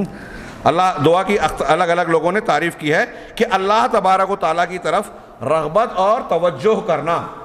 ہاں، کیسے؟ اس سے اپنے مطلوب کو، کسی مطلوب کو حاصل کرنے کے لیے، کسی ناپسندیدہ چیز کو دور کرنے کے لیے، اور اس کے جناب میں گڑ گڑانا، سوال کرتے ہوئے، خشوع اور خضوع. مانگتے ہم دنیا میں بھی کسی سے بھی کہ فلاں چیز دے دو، لیکن اللہ سے جو دعا کی جاتی ہے اس میں خشوع اور خضوع ہوتا ہے، خوف ہوتا ہے، تذلل اور عاجزی ہوتی ہے، بندگی ہوتی ہے. اسی لیے دعا اللہ کو بہت پسند ہے. نصوص دیکھیے، ایک اور قرآن کی آیت ہے، اللہ تعالیٰ نے کہا ادعوا ربکم تضرعا وخفیہ، اپنے پروردگار کو گڑ گڑا کر پکارو اور چپکے سے پکارو. اسی طرح قرآن کی ایک آیت ہے کہ ادعونی وقال ربکم ادعونی، اس کو حدیث کے ساتھ دیکھیے کہ اللہ کے نبی صلی اللہ علیہ وسلم نے ارشاد فرمایا کہ الدعاء هو العبادہ، دعا ہی عبادت ہے. بعض علماء نے تشریح کی کہ دعا عبادت کا حاصل ہے، خلاصہ ہے، افضل عبادت ہے، اور یہی انسان کو مطلوب ہے. یہی انسان کو، شاید میں بھول جاؤں، شیخ الاسلام علامہ ابن تیمیہ رحمہ اللہ تشریح کرتے ہوئے دعا کے معنی مفہوم بیان کیا اور کہا کہ دعا دو قسم کی ہے. دعا کی دو قسمیں ہیں، ایک دعائے عبادت، ایک دعائے مسئلہ. دعائے عبادت کیا ہے؟ ہم نماز پڑھتے ہیں، کوئی اور نیکی کرتے ہیں، قرآن کی تلاوت کرتے ہیں، تو یہ دعائے عبادت ہے، اللہ کو عبادت کے ذریعے سے یاد کر رہے ہیں، پکار رہے ہیں. اور دعائے مسئلہ، ہماری کوئی حاجت و ضرورت ہے، اس کو ہم مانگ رہے ہیں. اب قرآن میں دونوں معنی کا خوب استعمال ہے. علامہ ابن تیمیہ کہتے ہیں کہ دونوں ایک دوسرے سے جڑے ہوئے ہیں، لازم و ملزوم ہیں. اب آگے کہا کہ ایک آدمی کو کبھی کوئی مصیبت آ گئی تو وہ یہ چاہتا ہے کہ اللہ کے جناب میں یہ مانگے کہ پروردگار یہ مصیبت دور کر دے، میرا مسئلہ آسان کر دے، میری مشکل حل کر دے. یہ مانگنے کے لیے، اپنی حاجت کے واسطے وہ جاتا ہے، یا کسی چیز کو چاہنے کے لیے، مانگنے کے لیے جاتا ہے. اب جب وہ اپنی ضرورت پیش کرنے جاتا ہے تو اپنی ضرورت تو اللہ سے مانگ رہا ہے، لیکن اس ضرورت کے مطالبے کے ساتھ ساتھ وہ اللہ کے سامنے جھک رہا ہے. اس کا خوف، اس کی محبت، اس کی عظمت کے خیال کو تازہ کرتا ہے، اپنی بندگی کو قبول کرتا ہے کہ میں تیرے سامنے عاجز ہوں، میں تیرے سامنے کمزور ہوں، میری یہ ضرورت ہے، لہذا تو قبول فرما. تو یہ خوبی ہے اس عبادت کی. علامہ ابن تیمیہ نے کہا، اور یہ بندے کا اللہ کا احسان و کرم ہے کہ اپنی حاجت کے لیے ہم جا رہے ہیں اپنی ضرورت مانگنے، لیکن اس ضرورت کے مانگنے کے ساتھ ہمارے ساتھ وہ چیز اللہ کی عبادت کی، خوف و رجا کی، امید کی جڑ گئی، جو ہماری حاجت کے طلب کرنے سے زیادہ فضیلت والی ہے، اس سے زیادہ اہمیت کی حامل ہے. اللہ تبارک و تعالیٰ کہہ رہا ہے کہ مجھ سے مانگو، میں تمہاری دعا کو قبول کروں گا. دعا ہی عبادت ہے. پھر آپ نے کہا وقال ربکم ادعونی استجب لکم، تمہارا پروردگار کہتا ہے کہ مجھ کو پکارو، میں تمہاری دعا کو قبول کروں گا. ان الذین یستکبرون عن عبادتی سیدخلون جہنم داخرین، یقیناً جو لوگ میری عبادت سے استکبار کرتے ہیں. دیکھیے، بعض سلف نے کہا کہ دعا کی عظمت شان، ایک تو قرآن میں 100 سے زیادہ مرتبہ اس کا ذکر ہے، پھر اللہ تعالیٰ اس کو عبادت کہہ رہا ہے. دعا عبادت ہے، قرآن میں جگہ جگہ کہا. قرآن نے دعا کو دین کہا، وَادْعُوا اللَّهَ وَادْعُوهُ وَادْعُوا اللَّهَ مُخْلِصِينَ لَهُ الدِّينَ، دین کو اللہ کے لیے خالص کر کے اس کو پکارو. یہاں دعا کو دین کہا، کتنی اہمیت کی بات ہے. اللہ تبارک و تعالیٰ نے دعا کو دین کہا، اور یہ اسناد حسن کے ساتھ ہے، جس کو علامہ البانی نے صحیح کہا ہے، جو ابھی میں نے عبارت پڑھی کہ اللہ کے رسول نے کہا دعا عبادت ہے۔ اور پھر اسی طریقے سے ایک دوسری روایت میں ہے کہ اللہ کے رسول صلی اللہ علیہ وسلم فرماتے ہیں حضرت ابو ہریرہ سے کہ لیس شیء اکرم علی اللہ من الدعاء، اللہ تبارک و تعالیٰ کے پاس دعا سے زیادہ اہمیت والی، کرم کیا ہے، عزت والی دوسری کوئی چیز نہیں ہے۔ سب سے اہم چیز بندے کی طرف سے اللہ کے جناب میں جو چیز ہے وہ دعا ہے۔ تھوڑی دیر کے لیے سوچئے اللہ کے نزدیک کیوں ہے؟ ابھی تھوڑا سا میں نے اشارہ کیا، ایک ہم اور آپ جب اللہ سے مانگتے ہیں تو اپنی بندگی، اپنی کمزوری، اپنے عجز کا، بلکہ ساری کائنات کے عاجز ہونے کا اقرار کرتے ہیں، اور اللہ سے مانگ رہے ہیں، مطلب یہ کہ جو چیز مانگ رہے ہیں اس کے تعلق سے ہم کو یہ یقین ہے کہ اللہ تبارک و تعالیٰ ہی دے سکتا ہے۔ کتنی عظمت والی یہ بات ہے۔ ایک اور بات دعا کی عظمت بتاتی ہے اللہ سے مانگنے کی۔ آپ ایک حدیث جس کو البانی صاحب نے حسن کہا ہے، بار بار سنی ہے کہ من لم یسأل اللہ یغضب علیہ، اللہ سے جو مانگتا نہیں، دعا نہیں کرتا، اللہ اس پہ ناراض ہوتا ہے۔ دنیا میں کوئی کتنا بھی مالدار ہو، کتنی بھی نعمتوں سے بہرا، اور یہاں تک کہ بادشاہی کیوں نہ ہو وقت کا، اگر 1 مرتبہ 2 مرتبہ 10 مرتبہ 25 مرتبہ آپ مانگیں گے تو کسی نہ کسی حد پہ جا کے 25 زیادہ بول دیا، کوئی بہت کچھ آدھا دل فیاض ہو تو وہ زیادہ آگے جا کے، یہاں آپ کسی سے مانگے، بار بار مانگے تو ناراض ہوگا، ایک بار میں بھی دل میں کچھ نہ کچھ کمی آ جاتی ہے مانگنے والے کے تعلق سے، تو یہاں مانگنے پر لوگ ناراض ہوتے ہیں، اور رب العالمین کا معاملہ یہ ہے کہ جو نہیں مانگتا اس سے ناراض ہوتا ہے۔ جو مانگنا ہے خدا سے مانگا ہے اکبر، یہی وہ در ہے جہاں آبرو نہیں جاتی، بلکہ یہاں اللہ کے جناب میں اگر آپ زیادہ سے زیادہ مانگتے ہیں تو آپ کی دعائیں کیا ہے، وہ آپ اللہ تبارک و تعالیٰ کو کیا کہتے ہیں، خوش کرتے ہیں، آپ کی آبرو بڑھتی ہے، عزت بڑھتی ہے۔ اللہ تعالیٰ نے جیسے ادعونی استجب لکم کہا، مجھ سے مانگو میں دوں گا، حدیث قدسی صحیح مسلم کی بہت لمبی حدیث جو ابو ذر غفاری کی حدیث قدسی ہے، شامیوں کی سب سے زبردست حدیث جو امام احمد کہتے ہیں، بعض سلف ابو مسلم خولانی اس حدیث کو بیان کرنے کے لیے اٹھ کر کھڑے ہو جاتے تھے گھٹنوں پر کہ یہ اتنی اہمیت والی لمبی حدیث ہے۔ اس میں ہے کہ اللہ تعالیٰ نے اپنے بندوں سے کہا، اے میرے بندو، تم میں کا ہر شخص جو ہے گمراہ ہے، سوائے تم میں کا ہر شخص جو ہے وہ گمراہ ہے سوائے اس کے جس کو میں ہدایت دوں، فاستہدونی، مجھ سے ہدایت مانگو میں تم کو ہدایت دوں گا۔ اے میرے بندو، اللہ کہہ رہا ہے، تم میں کا ہر شخص گنہگار ہے، صبح شام گناہ کرتا ہے، اور میرے علاوہ کوئی گناہ نہیں بخشتا، معاف کرتا، لہذا مجھ سے بخشش طلب کرو، میں تمہاری بخشش کروں گا۔ یہ دو روحانی ضرورتیں انسان کو دنیا میں اور آخرت میں کامیاب ہونے کے لیے، یہ دو چیز چاہیے، ہدایت پر گمراہی سے بچتے ہوئے، اور جنت میں جانے کے لیے گناہوں سے بخشش چاہیے، جہنم سے بچنے اور جنت سے، یہ دو چیزیں تو روحانی ضرورتیں دنیا اور آخرت پہ کامیاب ہونے کی۔ پھر اس کے بعد کہا، تم میں کا ہر شخص بھوکا ہے سوائے اس کے جس کو میں کھانا کھلاؤں، کلکم جائع الا من اطعمتہ فاستطعمونی، لہذا کھانا مجھ سے مانگو میں تمہیں کھلاؤں گا۔ تم میں کا ہر شخص ننگا ہے سوائے اس کے جس کو میں کپڑا پہناؤں، مجھ سے مانگو میں تمہیں کپڑا پہناؤں گا۔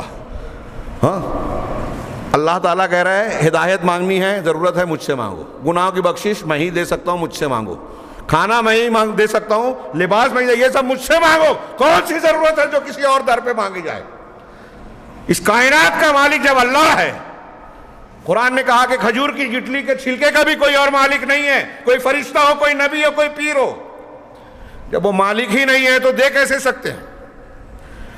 میں اکثر یہ بات کہتا ہوں عام طور سے سمجھانے کے لیے کہ یہ قلم میرا ہے، آپ حافظ عبدالتواب سے، ابراہیم صاحب سے نہیں مانگیں گے، ان سے مانگیں گے کہ وہ مولانا کی جیب میں جو قلم ہے وہ مجھے دے دیجئے، تو آپ کہیں گے، وہ کہیں گے، جواب دیں گے کہ میرا ہے نہیں تو میں کیسے دے سکتا ہوں۔ قرآن میں بار بار اللہ کہہ رہا ہے کہ یہ کائنات کا ایک ذرے کا مالک بھی اللہ کے سوا کوئی نہیں ہے، ایک گٹھلی کا بھی مالک۔ اب کتنی بے وقوفی کی بات ہے کہ جو مالک نہیں ہے لوگ ان سے مانگ رہے ہیں، پارٹنر بھی نہیں ہے، مددگار بھی نہیں ہے اللہ کے، اور بغیر اجازت کے بغیر کوئی سفارش بھی نہیں کر سکتا، تو پھر اللہ کے سوا کوئی کسی سے کیوں مانگے؟ یہ جتنی باتیں میں نے کہی سب قرآن میں ہیں، وقت نہیں ہے، آگے بڑھتے ہیں کہ یہ دعا جو ہے ہمارا سب سے مضبوط اور سب سے اہم ہتھیار ہے۔ سب سے اہمیت کی حامل چیز ہے۔ وقت ہو چکا ہے اذان کا، میں 2-4 منٹ اور لیتا ہوں۔ حافظ فاروق صاحب نے کہا تھا کہ کچھ گنجائش ہے۔ یہ کتنا بڑا ہتھیار ہے۔ آپ قرآن اٹھائیے، موقع ہوتا تو میں تھوڑی تفصیل بیان کرتا۔ حضرت یونس علیہ السلام ایک پیغمبر ہیں، ہاں، ان کا واقعہ پڑھیے سورہ یونس میں، سورہ سعد میں اور دوسرے مقامات پر، 2-3 مقامات پر، اور ان کا پورا قصہ اور واقعہ پڑھیے۔ وَظَنُّونَ ہاں اِذْ ذَهَبَ مُغَاضِبًا، ہاں، اور ذنون مچھلی والے کا ذکر کیجیے قرآن میں، ان کی یاد دہانی کیجیے جب وہ ناراض ہو کر گھر سے نکلے۔ اللہ تعالیٰ کے طرف سے ناراضگی آ گئی تھی کہ عذاب آنے والا ہے، لیکن اجازت کے بغیر وہ بستی سے نکل گئے، کشتی میں سوار ہوئے، وزن زیادہ ہو گیا، ڈوبنے لگی، قرآن اندازی ہوئی۔ اس وقت کا قانون تھا کہ کوئی اگر غلام بھاگ کے آیا اس کی وجہ سے مصیبت آتی ہے تو جو شخص ہے اس کو پانی میں ڈال دیا جائے، ہم بچ جائیں گے۔ ہر بار قرا فال حضرت یونس علیہ السلام کے نام کا نکلا، انہیں سمندر میں ڈال دیا گیا۔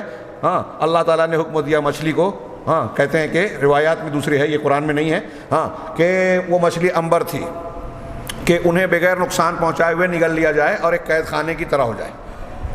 یہ واقعہ قرآن میں ہے، اختصار کے ساتھ، حدیثوں میں قدر تفصیل۔ تھوڑی دیر کے لیے سوچئے، یہ واقعہ ہم مانتے ہیں، ہم سب مانتے ہیں نا؟ میں پوچھ رہا ہوں آپ سے، اس واقعے کی صداقت تو مانتے ہیں نا کہ مچھلی کے پیٹ میں حضرت یونس علیہ السلام چلے گئے تھے؟ اب سوچئے تھوڑی دیر کے لیے کہ یونس علیہ السلام کے لیے وہاں اس مقام پر مچھلی کے پیٹ میں کیوں؟ کوئی دقت حافظ صاحب؟ ہاں، مچھلی کے پیٹ میں کیا کوئی ذریعہ تھا، اسباب تھے کہ وہ ہماری مدد کرنے آ جائے گا، فلاں چیز سے ہم بچ جائیں گے؟ کوئی دنیاوی اعتبار سے جو اسباب و وسائل ہوتے ہیں، حضرت یونس علیہ السلام کو کوئی چیز حاصل تھی؟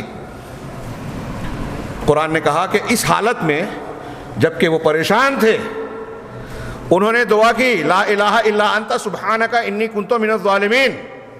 یہ ذکر بھی ہے، دعا بھی ہے، لا الہ الا انت۔ کاش کے وقت ہوتا میں اس پر روشنی تفصیل سے ڈالتا۔ تیرے سوا پروردگار کوئی معبود برحق ہے ہی نہیں، سبحانک، تو پاک ہے، تیرے اندر کوئی عیب نہیں ہے، کامل ہے۔ اللہ تعالیٰ کی الوہیت اور اس کی پاکیزگی کا اعتراف کیا۔ یہ ہمارے پیدا کرنے کا مقصد ہے۔ پیدا کرنے کا مقصد میں اکثر کہا کرتا ہوں بنیادی طور سے ہے توحید، شرک سے بچنا، اللہ کی توحید پر قائم رہنا۔ اور اس میں جب انسان اور بشر ہونے کی حیثیت سے ہم سے گناہ اور نافرمانی ہوتی ہے تو دوسرا نمبر مقصد یہ ہے کہ اس توحید کے تقاضے کو پورا کرتے ہوئے اپنے گناہوں کی معافی مانگا جائے۔ اللہ تعالیٰ کو توبہ بہت پسند ہے۔ اللہ کے رسول نے یہاں تک فرمایا کہ اگر تم گناہ نہیں کرو گے تو اللہ تم کو ختم کر دے گا، دوسری قوم پیدا کرے گا، جو گناہ کریں گے اللہ سے معافی مانگے گے، اللہ معاف کرے گا۔ صحیح مسلم کی روایت ہے۔ تو گویا اللہ تبارک و تعالیٰ توبہ اور استغفار کو پسند کرتا ہے۔ رمضان المبارک اس کا بھی مہینہ ہے۔ میں بتا رہا تھا کہ یونس علیہ السلام، آج ہمارے مسلمانوں کو مختلف پریشانیاں ہیں، آپ گھر میں پریشان ہیں، گھر میں فاقہ ہو رہا ہے، بچہ بے روزگار ہے، تعلیم کا انتظام نہیں ہے، کوئی بیمار ہے، کوئی اور مصیبت پریشانی ہے، قرض کے بوجھ میں ہم دبے ہوئے ہیں، اور بہت سارے معاملات۔ ہم شکوہ شکایت کرتے ہیں، جماعت والے توجہ نہیں دیتے، فلاں آدمی اس کی طرف دیکھتا نہیں ہے۔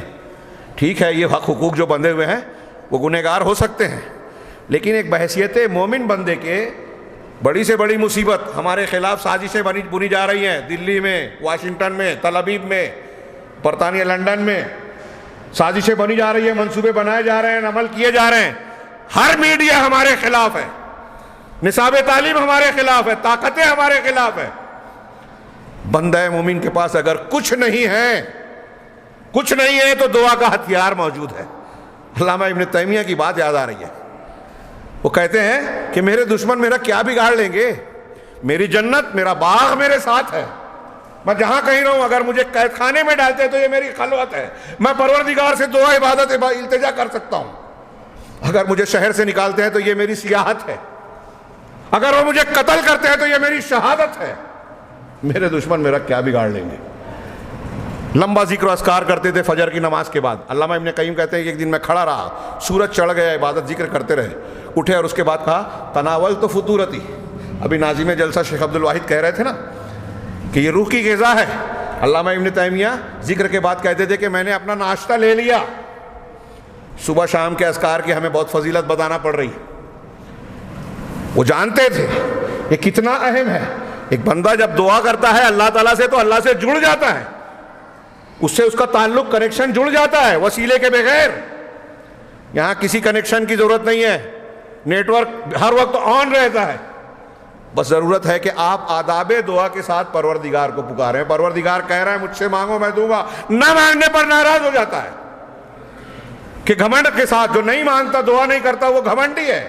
اللہ نے کہا سیدخلون جہنم داخرین، وہ ذلیل کر کے جہنم میں ڈالے جائیں گے جو اللہ سے مانگتے نہیں ہیں، اللہ کی عبادت کا انکار کرتے ہیں، استکبار کرتے ہیں۔ کتنی اہمیت کی چیز ہو گئی۔ تو یہ دعا میں مثال دے رہا تھا، یونس علیہ السلام، ہم آج شکوہ کرتے ہیں ہمارے پاس وسائل نہیں ہے، طاقت نہیں ہے، ایسا نہیں ہے، ویسا نہیں ہے۔ برما کے مسلمانوں کا ہوا، پوری دنیا کے مسلمان اپنے آپ کو بے بس محسوس کر رہے ہیں، بوسنیا کے اس سے پہلے، یہاں ہندوستان میں مختلف موقعوں پر ایسے بہت سے حالات آئے۔ ہمارے پاس اگر کچھ نہیں ہے تو دعا ہے۔ میں ابھی کئی مقام پر یہ بات زور دے کر کہتا ہوں کہ ہم بھی غیر مسلموں کی طرح مادی چیزوں پر نظر رکھتے ہیں، طاقت ہے، ہتھیار ہے، پیسہ ہے، مشین ہے تو کام چلے گا۔ ہاں، روحانی قوت ہمارے نزدیک اب اہم نہیں رہی، اور اس کی کئی دلیلیں دیتے ہوں۔ ابھی میں نے بیان کیا کل کے درس میں، حضرت فاطمہ کے ہاتھ میں چھالا پڑا، بخاری کی حدیث آپ سن چکے ہیں۔ غلام آیا، آپ مانگنے گئے کہ گھر میں کچھ کام کر دے گا، میرے کام کم ہو جائیں گے۔ اللہ کے رسول شام میں رات میں گھر پہنچے، کہا غلام کے لیے آئے تھے، اس سے بہتر چیز بتاتا ہوں، بستر پہ آؤ تو 33 مرتبہ سبحان اللہ، 33 مرتبہ الحمدللہ، 34 مرتبہ اللہ اکبر بولو۔ میں اکثر یہ بیان کر کے سوال کرتا ہوں کہ تھوڑی دیر کے لیے سوچئے کہ ہمارے گھر کی بیوی، والدہ، بہن کوئی اگر کہے واشنگ مشین لا دو، فریزر لا دو، یہ لا دو، اور آپ یہ بولے کہ سبحان اللہ الحمدللہ اللہ اکبر پڑھ لیا کرو، تو ہماری بیویاں، ہماری بچیاں کیا جواب دیں گی؟ کوئی کنیکشن نظر آتا ہے؟ ہاتھ میں چھالا ہے، گھر میں کام ہے، پریشانی ہے، اور جواب میں حل میں کیا بتایا جا رہا ہے؟ بستر پہ آؤ تو سبحان اللہ الحمدللہ اللہ اکبر اتنی مرتبہ کہو۔ سوچئے ذرا سا، یہ روحانی قوت، اس کے کیا کیا فائدے ہیں، ڈیٹیل میں اس کے پیش کرنے کا موقع نہیں ہے کہ اس اللہ کے ذکر سے انسان کو جسمانی قوت ملتی ہے، برکت ملتی ہے۔ ذکر و اذکار کے کتنے فائدے ہیں، علامہ ابن قیم نے تقریباً کہا کہ قرآن و حدیث کی روشنی میں ذکر کے 100 سے زیادہ فائدے ہیں، کم سے کم 100 فائدے قرآن و حدیث میں بیان کیے گئے۔ اس سے دل کو اطمینان ملتا ہے، اللہ کی قربت ہوتی ہے، شیطان دور بھاگتا ہے، انسان کو مال میں برکت ملتی ہے، عمر میں برکت ملتی ہے، مسائل آسان ہوتے ہیں، بیماریاں دور ہوتی ہیں، دعا ضائع نہیں ہوتی، یا تو فوراً قبول ہوتی ہے، یا اللہ تعالیٰ اس کے بدلے میں کوئی مصیبت ہٹا دیتا ہے، یا آخرت میں اس کا اجر و ثواب دیتا ہے، ضائع کوئی دعا نہیں ہوتی۔ یہ یاد رکھیے، وہ اللہ کی عبادت ہے۔ یہ میں جو بیان کر رہا ہوں یہ طبرانی کی صحیح حدیث ہے، مقبول حدیث ہے۔ تو میں یہ عرض کر رہا تھا کہ وسائل کی بات، ہمارے پاس کوئی وسیلہ نہیں ہے، گھر کا مسئلہ، سماج کا مسئلہ، قوم و ملت کا، اگر کوئی چیز نہیں ہے تو دعا ہے۔ یونس علیہ السلام کی مثال دیکھیے، مچھلی کے پیٹ میں ہے، دنیا کے اعتبار سے کوئی ذریعہ سبب نہیں تھا، اللہ کو پکارا، پکارنے میں کیا ذریعہ تھا؟ اللہ کی توحید اور تسبیح کا اقرار، یہ دعا اور ذکر کا حاصل ہے، ہماری زندگی کا مقصد ہے۔ اور پھر اس کے بعد انی کنت من الظالمین، جو اگلا جملہ ہے کہ میں ظالمین میں سے تھا، میں ظالمین میں سے ہوں، مجھ سے گناہ ہو گیا، تو مطلب یہ ہوا کہ گناہ ہوا، پروردگار معاف کر دے۔ توحید اور توبہ دونوں چیزیں اس دعا میں ہیں، لا الہ الا انت سبحانک انی، یہ دعائیں مستجاب ہے، اس کے ذریعے سے دعا مانگی جائے تو اللہ قبول کرتا ہے، ترمذی کی روایت میں ہے، جس کو سید الاستغفار کہا جاتا ہے نا، صبح پڑھ لیا اور شام تک موت آ گئی تو جنت میں جائے گا، شام کو پڑھ لیا صبح تک مر گیا تو جنت میں جائے گا، بخاری کی روایت۔ اس میں بھی آپ کلمات کے ترجمے اور پڑھیں گے نا، اللہم انت ربی لا الہ الا انت خلقتنی وانا عبدک والی جو حدیث ہے، دعا ہے، موقع نہیں ہے، تو اس میں بھی آپ کو یہی ملے گا کہ توحید ہے، بندگی کا اقرار ہے، گناہ کے اعتراف کے ساتھ توبہ ہے۔ توحید اور توبہ مل کر جو ہے انسان کو کامیابی عطا کرتی ہے۔ یہ دعا کی کچھ اہمیت، فضیلت میں نے بتائی۔ حضرت یونس علیہ السلام کے واقعے میں جب انہوں نے یہ دعا کی، اللہ نے ان کو اس سے نجات دی، آپ پھر سے نکل گئے، کوئی سبب نہیں تھا اللہ کی دعا کے علاوہ۔ دوسرے انبیاء کے حضرت ایوب علیہ السلام بیماری میں شکار تھے، کچھ لوگ کہتے ہیں 18 سال، بعض روایتیں کہتی ہیں 3 سال، کم و بیش جو بھی ہو، کوئی سبب نہیں، گھر والوں نے بھی ساتھ چھوڑ دیا، دعا مانگی، رب انی مسنی الضر وانت ارحم الراحمین۔ یہاں ایک اور بھی نقطہ معلوم ہوتا ہے توحید کی دلیل، انبیاء کرام بشمول جناب محمد رسول اللہ صلی اللہ علیہ وسلم، جب کوئی مصیبت، تکلیف، ضرورت پڑ رہی ہے، اللہ کے رسول کہتے ہیں جوتے کا تسمہ بھی اللہ سے مانگو، تو اللہ سے مانگ رہے ہیں، ہمارے ہاں لوگ کہتے ہیں کہ رسول سے لے لیں گے، جو کچھ ہمیں لینا ہے لے لیں گے محمد سے، اور ان کی جب ایسی شان ہے تو وہ کیوں نہیں دے سکتے، ان کا یہ مقام ہے تو وہ کیوں نہیں دے سکتے، وہ تو اللہ کے حبیب ہیں، سید المرسلین ہیں، فلاں بزرگ ہیں، پانی پہ چلتے ہیں، ہوا میں اڑتے ہیں، فلاں کرامت کا مظاہرہ کرتے ہیں، تو وہ ہماری دعا کو نہیں سن سکتے کیا؟ اولاد نہیں دے سکتے کیا؟ مشکل کشائی نہیں کر سکتے کیا؟ دستگیری نہیں کر سکتے کیا؟ کتنی بڑی گمراہی ہے یہ! قرآن پڑھیے، انبیاء کرام علیہم السلام کا جو مقام، مرتبہ اور درجہ ہے، اس کی خاک پاک و قدموں کی دھول کو کوئی دوسرا بڑے سے بڑا پیر ولی نہیں پہنچ سکتا۔ جو ایسا نہیں مانتا وہ کافر ہے، یہ میں نہیں کہتا، امت کا اتفاق ہے کہ کسی نبی سے بڑھ کر یا ان کے برابر کسی غیر نبی کو کوئی مانے تو وہ دین سے خارج ہو جائے گا۔ انبیاء کا یہ مقام، اور قرآن کہہ رہا ہے کہ ابراہیم علیہ السلام اولاد اللہ سے مانگ رہے ہیں، زکریا علیہ السلام اولاد اللہ سے مانگ رہے ہیں، یونس علیہ السلام اپنے غلطی کا اعتراف کر کے توبہ کر رہے ہیں، آدم علیہ السلام ربنا ظلمنا انفسنا کہہ کے معافی مانگ رہے ہیں، نبی کریم صلی اللہ علیہ وسلم کو دعائیں سکھائی جا رہی ہے، وقل ربی زدنی علما۔ ارے جب اگر اللہ کے رسول یا رسولوں کو، اگر مخلوق میں کسی کو اختیارات ہوتے تو رسولوں سے بڑھ کر کوئی نہیں، اور جب رسول خود اللہ سے مانگ رہے ہیں اس کا مطلب ان کے پاس پاور، طاقت، اختیارات نہیں ہے۔ کون سمجھائے؟ قرآن پر ایمان ہے، رسولوں پر ایمان ہے، لیکن یہ بات ماننے کے لیے تیار نہیں۔ وقت زیادہ ہو گیا، میں یہ عرض کرنا چاہوں گا، ایک جو آیت شروع میں پڑھی تھی کہ اللہ تبارک و تعالیٰ نے ہم کو اور آپ کو خطاب کر کے کہا کہ اے ایمان والو، یا ایھا الذین آمنوا اذکروا اللہ ذکرا کثیرا، اے ایمان والو اللہ کا خوب ذکر کرو، وسبحوہ بکرۃ واصیلا، اور صبح شام اس کی تسبیح بیان کرو۔ ان المسلمین والمسلمات والمؤمنین والمؤمنات والی آیت کے آخر میں بھی ہے والذاکرون اللہ کثیرا والذاکرات، سورہ احزاب میں اللہ کا خوب ذکر کرنے والے مرد اور خوب ذکر کرنے والی عورتیں، اللہ نے ان صفات کے حامل لوگوں کے لیے مغفرت اور اجر عظیم تیار کر رکھا ہے، اس آیت کے آخر میں ہے۔ تو خوب ذکر کرنے والا کون ہے؟ حضرت ابن عباس رضی اللہ تعالیٰ عنہ کا صرف قول پیش کروں، 2-3 اقوال تھے، موقع نہیں ہے۔ وہ کہتے ہیں کہ اللہ کے رسول اور شریعت نے صبح شام، نمازوں کے بعد، سونے کے اوقات میں، کھانے پینے کے بعد، مختلف اوقات میں صبح شام کی جو دعائیں اذکار بیان کیے ہیں، اگر ایک بندہ ان پر عمل کرتا ہے، جو دعائیں رسول نے بتائی ہے صلی اللہ علیہ وسلم، آپ کو جب وہ موقع پیش آئے، آپ پیشاب پاخانے کے لیے جا رہے ہیں تو جانے کے لیے جو دعا ہے، نکلنے کے لیے جو بتائی وہ پڑھیں، کھانے کے بعد اور پہلے، اور ایسے ہی جو بھی موقع آ رہا ہے، اور ان دعاؤں کو آپ اختیار کرتے ہیں تو آپ اللہ کا خوب ذکر کرنے والوں میں شامل ہو جائیں گے۔ اس مناسبت سے آپ یہ اندازہ لگائیے کہ صبح اور شام کے جو اذکار اللہ اور رسول نے بتائیں، جو اللہ اور رسول نے بتائیں، اس کی کیا اہمیت ہے۔ میں نے ابھی کئی مرتبہ بیان کیا خطابات میں کہ اللہ کے نبی اور دین نے ہم کو جب یہ بتایا کہ صبح شام دن میں نمازوں کے بعد ہم کو یہ دعائیں پڑھنی ہیں، سونے کے وقت یہ اذکار پڑھنے ہیں، اس کا مطلب یہ کہ یہ ہماری اور آپ کی ضرورت ہے۔ آپ دیکھیے ہر دعا کا الگ فائدہ بتایا، فلاں دعا پڑھو گے تو آپ کی مشکل آسان ہوگی، فلاں دعا پڑھے گا تو کوئی مصیبتوں اور آفتوں سے محروم رہو گے، فلاں ذکر اور آیت الکرسی پڑھو گے تو ایک فرشتہ حفاظت کرے گا، شیطان قریب نہیں آئے گا۔ سب کا الگ الگ فائدہ، تو ہم کو اور آپ کو ضرورت ہے کہ نہیں؟ مختلف خطرات شیاطین الانس والجن کے ہمارا تعاقب کرتے ہیں کہ نہیں؟ آپ گھر سے نکلتے ہیں، دعا کی اللہ کی حفاظت میں آ گئے، بہت سارے خطرات ہیں، لیکن جب اللہ کی حفاظت میں ہے تو کوئی خطرہ نہیں ہے۔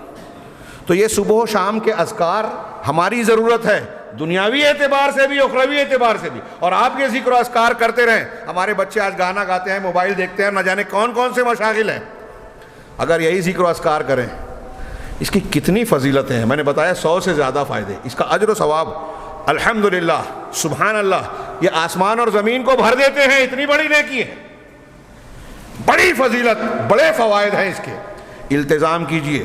میں اگر مائیں بہنیں سن رہی ہیں تو ان سے کہوں گا کہ آج ہمارے ہاں لوگ کہتے ہیں کہ مسائل کو حل کرنے کے لیے پھونک جھاڑ، دگنڈا تعویذ، جادوگر، ٹونا ٹٹکا کرنے والوں کے پیچھے بھاگتے ہیں۔ میرا دعویٰ ہے، یقین ہے، اور اس پر آپ ایمان لائیے، کیونکہ قرآن و حدیث میں یہ بیان ہے، قرآن و حدیث پر ایمان لائیے۔ کیا کہ وہ کہتے ہیں کہ آپ اگر ذکر و اذکار جو اللہ کے رسول نے بتایا ہے اس کا التزام کرتے ہیں، ان کے آداب اور احکام کے ساتھ میں، یہ ایک الگ ٹاپک حصہ ہے، تو آپ اللہ کی حفاظت میں ہوں گے، اللہ کی برکت ملے گی، شیاطین دور ہوں گے، جادو ٹونے کا اثر نہیں ہوگا۔ جب گھر میں آپ کے شیطان داخل نہیں ہوگا تو جادو ٹونے کا اثر کہاں سے ہوگا؟ لہذا پھونک جھاڑ والوں کے پاس، گمراہی اور شرکیہ اعمال کو اختیار کرنے والوں کے پاس اپنا پیسہ دنیا اور آخرت دونوں تباہ کرنے کی ضرورت نہیں ہے، اس کا اہتمام کیجیے۔ دعاؤں کا۔ اس سے متعلق کچھ باتیں اور بھی تھی کہ دعا کے آداب کیا ہیں، کن لوگوں کی دعائیں قبول ہوتی ہے، دعا کے قبولیت کے اوقات کیا ہیں۔ اس میں ایک انتہائی اہمیت کی حامل بات ہے۔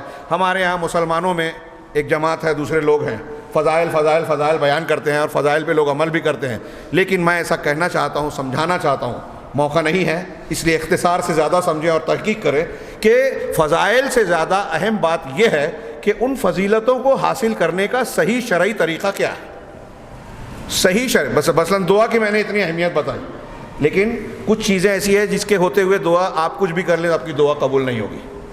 جیسے اگر ایک آدمی حرام کھاتا ہے، صحیح مسلم کی ایک لمبی حدیث ہے، ٹائم نہیں ہے، ہاں، کہ جب حرام کھانے والا دعا کرتا ہے لمبے سفر میں جس کی دعا قبول ہوتی ہے تو کہتا ہے رب رب ربی، تو جواب آتا ہے کہ تیرا کھانا حرام ہے، تیرا لباس حرام ہے، ہاں، تیری غذا حرام بنی ہے، تو تیری دعا کیسے قبول کی جائے؟ حرام خور کی دعا قبول نہیں ہوتی۔ دعا میں جلد بازی، میں اتنا مانگ رہا ہوں اللہ قبول ہی نہیں کر رہا ہے، ایسا کہنے والا استعجال کرتا ہے، اس کی دعا قبول نہیں ہوتی۔ گناہ کی دعا کرنے والا، قطع رحمی کی دعا کرنے والا، ان کی دعا قبول نہیں ہوتی۔ مطلب اگر آپ کسی رشتہ دار کے رشتے کو کاٹے ہیں دعا قبول نہیں ہوگی۔ جیسے عورت سے اس کا شوہر ناراضگی کے ساتھ رات گزارے، اس کی دعا قبول نہیں ہوگی۔ آپ کے سماج اور معاشرے میں برائی ہو رہی ہے، ہاں، نیکی کا حکم دینا اور برائی سے روکنا آپ کا فریضہ ہے، برائی ہو رہی ہے آپ روک سکتے ہیں، ٹوک سکتے ہیں، لیکن آنکھ بند کر کے چلے جا رہے ہیں، دعا قبول نہیں ہوگی۔ یہ جتنی باتیں میں نے کہی سب پر حدیثوں اور دلیلوں کے ذریعے سے ثبوت پیش کیے جا سکتے ہیں، لیکن اس کا موقع نہیں ہے۔ پھر قبولیت کے کچھ اوقات ہیں، کچھ حالات ہیں، ہاں، ان کا بھی لحاظ یہ انشاءاللہ مجھے امید ہے کہ جو استقبال رمضان کے تناظر میں آپ کے یہاں جو تربیت کا ایک پروگرام شروع ہو رہا ہے اس میں یہ چیزیں سکھائی جائے گی۔ تو ان احکامات کو جان کر علم حاصل جب ہوگا کہ دعا کرنا ہے تو دعا کے قبول ہونا چاہیے۔ دعا کو اگر معنی اور مفہوم، ابھی عبدالتواب صاحب بیان کر رہے تھے کہ آپ اس کے معنی اور مفہوم کے ساتھ اگر پڑھتے ہیں تو اس کا فائدہ ڈبل ہو جاتا ہے، بغیر سمجھے پڑھتے ہیں تو اس کا فائدہ بہت بہت بہت کم ہو جاتا ہے۔ تو اس کے ذریعے سے اگر آپ معنی اور مفہوم سمجھ کر پڑھو گے تو آپ کا ایمان، آپ کی توحید بھی مضبوط ہوگی، اللہ سے قریب ہوں گے، اور یہ دعائیں آپ کو دین کی بہت ساری چیزیں سکھا دے گی کہ جب اللہ کہہ رہا ہے کہ ہم زبان سے یہ کہہ رہے ہیں کہ اللہ تو سب سے بڑا ہے تو ہمارے تکبر اور گھمنڈ کا علاج ہوگا۔ جب ہم کہیں کہ پروردگار تو ہی روزی دینے والا ہے تو ہم کسی اور کے سامنے حاجت کے لیے ہاتھ نہیں پھیلائیں گے۔ ایسی اور بھی خوبیاں پیدا ہوگی ان دعاؤں کی برکت سے۔ یہ چند باتیں میں نے عرض کی ہیں، اور اس ضمن میں پھر سے جو پہلی بات کہی تھی وہ آپ ذہن نشین کیجئے، دھولیے میں ماحول بنائیے۔ جمعیت اہل حدیث نے جو خدمت اور یہ انتظام کیا ہے، میں نے پھر کہا کہ مبارکباد، اللہ قبول فرمائے، اخلاص دے اور توفیق دے۔ اور یہ آپ حضرات کا کام ہے، یہ کام ہے فرض اور واجب کی طرح، ایک کان سے سن کے اڑا دے نہیں، کہ آپ اس کی اہمیت کو سمجھیں۔ ایک حدیث سننے کے لیے حضرت جابر سفر کر کے 1 مہینے کے سفر کر کے جا رہے ہیں، آپ کے یہاں انتظام کر کے، علماء کا انتظام کر کے وہ پیش کیا جا رہا ہے تھالی میں سجا کر، اور آپ کہہ رہے ہیں مجھے نہیں چاہیے، بہت بڑا علامہ ہوں۔ حضرت موسیٰ علیہ السلام سفر کر کے سیکھنے جا رہے ہیں، آپ اور آپ کے بچے، آپ کی بیویاں اس کی ضرورت مند نہیں ہیں۔ میرے بھائیوں، بازار میں دکان پہ کمانے کے لیے آپ جو جاتے ہیں نا، اس کی جتنی ضرورت ہے اس سے لاکھ درجہ زیادہ ضرورت یہ دین سیکھنے کی ہے۔ اگر آپ کے پاس عالم نہیں ہے تو عالم کے پاس جائیے۔ امام شافعی اور دوسرے لوگ کہتے ہیں کہ اس بستی میں رہنا جائز نہیں ہے جہاں علماء دین نہ ہو۔ فلولا نفر من کل فرقۃ منہم طائفہ، قرآن کی آیت سے استدلال کیا جا سکتا ہے اس معنی میں۔ تو یہ جو اہتمام کیا جا رہا ہے اس کی قدر کیجئے، بچوں کو بھیجیے۔ دوسرے کام، اسکول نہ جانے پر اگر آپ ناراض ہوتے ہیں تو اس ادارے میں، اس پروگرام میں نہ آنے پر آپ 10 گنا زیادہ ناراض ہوں، دکھاوے کے طور پر نہیں، دل سے، کہ ہم کو اپنے بچوں کو جہنم سے بچانا ہے، قیامت کے دن اللہ کو جواب دینا ہے، تو یہ انتظام کرنا ہمارا فریضہ ہے، اپنے بچوں کو دین سکھانا، منہج سکھانا۔ خاص طور سے میں عرض کروں گا کہ استقبال رمضان کے علاوہ دروس کا ایک سلسلہ شروع کیا جائے، جو میں نے جمعہ میں بھی کہا، خاص طور سے اس میں عقیدہ سکھایا جائے، منہج بتایا جائے۔ ہندوستان میں اور ہمارے درمیان اس کو سیکھنے سکھانے کا مزاج اور رواج ہے ہی نہیں، اور اس کی سب سے زیادہ شدید ضرورت ہے۔ صحیح منہج، صحیح عقیدہ اگر آپ نے سکھا دیا تو بندے کے اندر خود اصلاح کا مادہ پیدا ہو جاتا ہے، یہ نبیوں کا طریقہ ہے۔ اور فتنوں اور پریشانی، جو غلط افکار اور لوگ ہمارے بچوں کو شکار کرتے ہیں، لوگ نئے نئے فکر والے پیدا ہوتے ہیں اور یوٹیوب اور نیٹ کا زمانہ ہے، ایسی فکر ہمارے بچوں کو مختلف قسم کی گمراہیوں کی طرف کھینچتی ہیں۔ آپ اگر صحیح عقیدے اور منہج پر محنت کریں گے تو انشاءاللہ ان حملوں کا ہمارے بچوں پر، ہماری نسلوں پر اثر نہیں ہوگا، اور جب ہم دین کی حفاظت کریں گے گھروں میں تو اللہ ہماری حفاظت کرے گا۔ اللہ سے دعا ہے کہ اللہ تبارک و تعالی ہمیں صحیح دین کو سمجھنے، اس کے تقاضوں کو جاننے اور اس پر عمل کرنے کی توفیق عطا فرمائے۔ یہ جو ادارہ، یہ جو پروگرام شروع ہونے جا رہا ہے، کلاس اور جماعت یا تعلیم و تعلم کی شکل میں، پروردگار اس میں ہم کو قائم رکھے۔